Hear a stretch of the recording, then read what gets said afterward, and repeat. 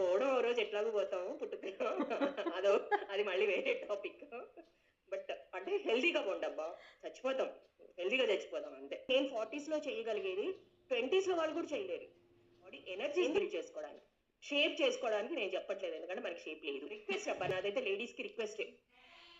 30s 40s వాళ్ళు compulsory మన బాడీని షేన్ చేసి క్లాస్లో జాయిన్ అయిన తర్వాత ఎనర్జీ లెవెల్స్ అంటే చాలా నేను అంటే అది జాయిన్ అయితేనే జనాలకి తెలుస్తుంది, అర్థమవుతుంది.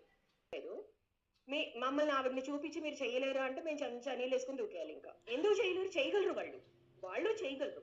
కాకపోతే వాళ్ళకి ప్రాపర్ గైడెన్స్ దొరకట్లేదని నా ఉద్దేశం. మీకు గైడెన్స్ కావాలి అనుకుంటే మాత్రం ఒక 1 month మీరు చేసి చూడండి.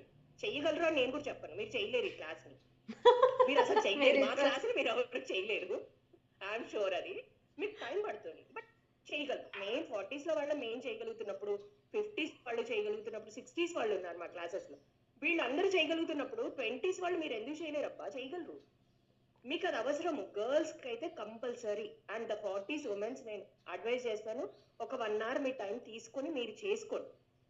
ఓవరాల్ ఎండ్ అయిపోయి మీరు బెడ్ మీద పడుకున్నప్పుడు మీ ఆయన ఏమి రాడు, మీకు ఏం చెప్పడు, మీకు ఏం చేయరు, ఎవరు చేయరు, పిల్లలు చేయరు, మొగుడు చేయరు, ఎవరు చేయరు. మీకు మీరే లేగాలి, చేసుకోవాలి. So you need exercise compulsory బాడీకి. యోగానే చెయ్యాలా అంటే ఎస్ అబ్బా, యోగానే చెయ్యాలి. జిమ్ ఆ ఏజ్ లో చేస్తే పుట్టుకుర గుండాగిద్ది పోతాం మనం. సో సో అంత ఎనర్జీస్ మన దగ్గర ఉండవు. స్లోగా యోగాని చేసామనుకోండి, గుడ్ అబ్బా, మీకు గుడ్, మీ ఫ్యామిలీకి గుడ్.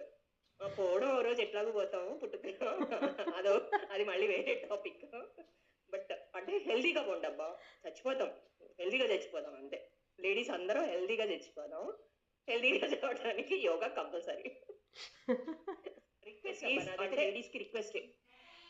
30s 40s వాళ్ళు కంపల్సరీ మన బాడీని షేన్ చేసుకోవడానికి, ఎనర్జీస్ బిల్డ్ చేసుకోవడానికి, షేప్ చేసుకోవడానికి నేను చెప్పట్లేదు, ఎందుకంటే మనకి షేప్ లేదు. సో షేప్ అని ఏం కాదు, స్ట్రాంగ్ అండ్ ఫిట్ మైండ్ మనకి ఫ్రెష్ గా ఉంది అనుకోండి, మనకి ఏ ప్రాబ్లం లేదు, మన మైండ్ చాలా ఫ్రెష్ గా ఉంటది. We can do things fresh and better గా చేసుకోవచ్చు మనం. సంచిత దగ్గర ఉన్నంత పాజిటివిటీ ఎవరి దగ్గర చూసుండను నిజంగా. క్లాసులో కూడా చూడండి ఎంత రియల్లీ అప్రిషియేట్ చేయాలి.